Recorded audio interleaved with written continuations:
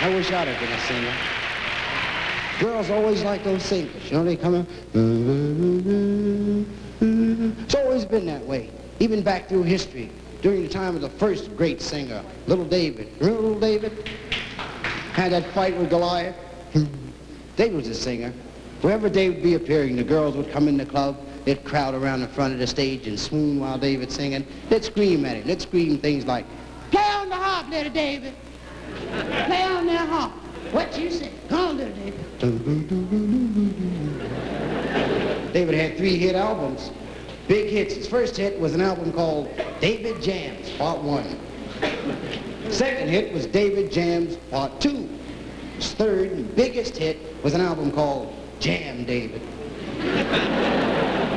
People had to really like you when David's time to buy your records because there weren't any record players then. They'd take the albums home, sit there and read the covers. They'd say, "I sure wish somebody invented a record player." Getting tired of reading these covers. David's group became so popular they did a world tour. World tour. Now we have to consider that in those days, the entire known world was about the size of Rhode Island. That size. Just about that size. Most of the guys stood around on the corners and said, "Small world, ain't it?" When David's group returned from the boat ride, they got a job, went from the world tour, they got a job working on the boat rides on Saturday. Noah had a boat. He'd give boat rides. Business was booming, too. Noah's making money, David's group's working. Then Noah went off his cooking. Started bringing animals on the boat. And all the guys started saying, "I'm not going on that boat. Bringing animals on the boat. I'm not going to pay $5 and go on there with an animal. I was on there with a pig last week."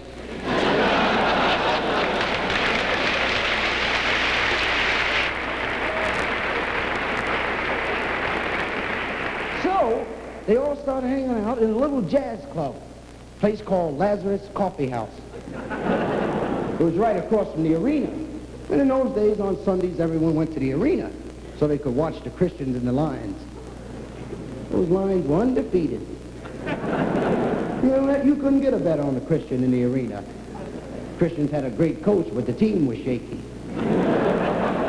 One Sunday after leaving the arena, the way that the fight between David and Goliath came about was, one Sunday after leaving the arena, everyone goes over to Lazarus' place. David's group's on the bandstand. David's playing his latest hit, Rock of Ages. His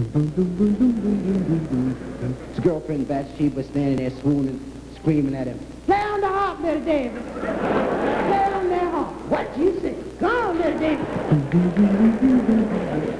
Goliath came in. He had his gang with him. Goliath had a gang called the Philistines. They had leather jackets with their names on the back. You know, that type of thing. Goliath starts heckling David. He starts yelling, "Sing happy birthday, little David. Sing a little happy birthday for me and the Philistines." David said, "Why don't you cut that out? It's not your birthday. Every Sunday you come in here saying, 'Sing happy birthday.'" Goliath said, "I just like the tune, that's all. You can sing a little happy birthday for me and the Philistines. We'd have slipped you $5, you'd have sung it." David said, "If you don't cut that out, I'm going to go get the cops." David starts toward the door. When he turns his back, Goliath grabs a club. He's running up behind David. He's going to hit him with that club. Try to tear his head off. And Bathsheba saw this. She screamed to warn David. She yelled, "Watch out, David. You better watch out, David. I'm telling you now. He's running up behind you. He got a club."